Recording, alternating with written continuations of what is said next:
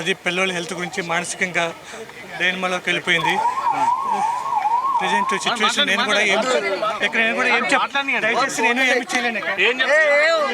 పిల్లలకి హెల్త్ బాగలేదని మానసికంగా తనంతకే అదే డైనమాలోకి పెరిగి ఇలా చేసిపోయింది. ఇక అంత మించి మాకు మ్యాటర్ ఏం లేదు, పర్సనల్ ఇష్యూస్ కూడా ఏం లేవు. మేమంతా బాగానే ఉంటాము, మొగుడు పిల్లలు బాగానే ఉంటాము, మేము మా మామయ్య అత్తలు బాగానే ఉంటారు, వాళ్ళు అనుకున్న కొడుకులాగే చూసుకుంటారు.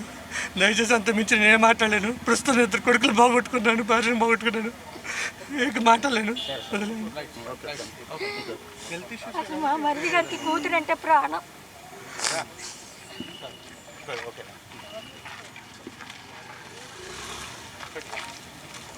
ఒక్కతే ఇంట్లో ఉండి బాగా డిప్రెషన్లోకి వెళ్ళిపోయి ఏం చేసిందో అక్కడ ఏం జరిగిందో తెలియదు, ఎవరూ లేవు. డిప్రెషన్ మానసికంగా వాళ్ళు కూడా చనిపోయారు. ఏం చెప్తారంటే ఈ కుటుంబంలో జరిగిన అదేనండి, ఇలాంటి ఎంత పగస్తుడికి కానీ ఎవరికి ఇలాంటి కష్టం రాకూడదండి. ఇలాంటి డిసిషన్, ఎలాంటి బాధల్లో ఉన్న కష్టాల్లో ఉన్న ఇలాంటి నిర్ణయం తీసుకోవటం ఉన్న కుటుంబాలు ఇప్పుడు 2 కుటుంబాలు నరకం అనుభవిస్తాయి. ఇప్పుడు తను తీసుకున్న ఈ నిర్ణయం వల్ల కుటుంబాలన్నీ ఇలా అయిపోతున్నాయి. ఎవరైనా ఇలాంటి కష్టం వస్తే ఇలాంటి నిర్ణయం ఎప్పటికీ తీసుకోకూడదని మనస్ఫూర్తిగా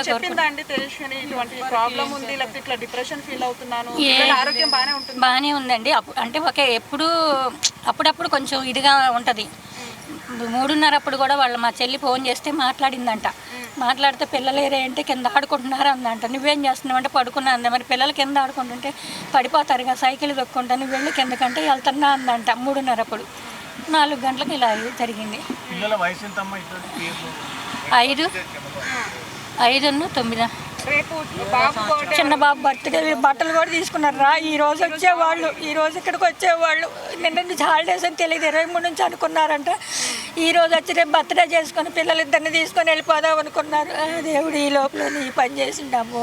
రాజు బాగుండేది కానీ తను అలా చేస్తాను, అసలు ఎవరికి తెలియదు. కొంచెమన్నా మాలాంటి మాకు డౌట్ వస్తే ఖచ్చితంగా మీరు ఎళ్ళైనా సరే ఏదో ఒకటి దాన్ని పరిష్కారం చేసేదాన్ని. ఏమీ లేదు అసలు. మనకి ఎందుకు వస్తుంది, భర్త నుంచి లేదు, ఫ్యామిలీ పరంగా లేదు, ఫైనాన్స్ పరంగా తల్లిదండ్రుల నుంచి లేదు, ఫైనాన్స్ పరంగా లేదు. ఎందుకు అనుమానాలు వస్తాయి? మరి ఎందుకు ఆ నిర్ణయం తీసుకుందో అసలు ఇక భగవంతుడికి దానికే తెలియాలి.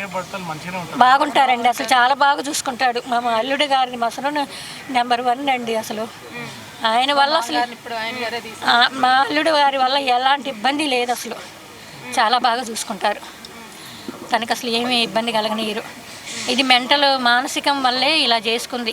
అది ఎందుకు వచ్చిందో దానికి మెంటల్గా కొంచెం చెప్పదలుచుకున్నారు. ఎందుకంటే చాలా మంది కుటుంబాల్లో ఇలాంటి మానసికంగా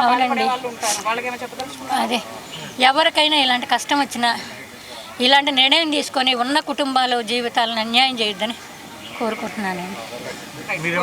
అమ్మో మాట్లాడదాం.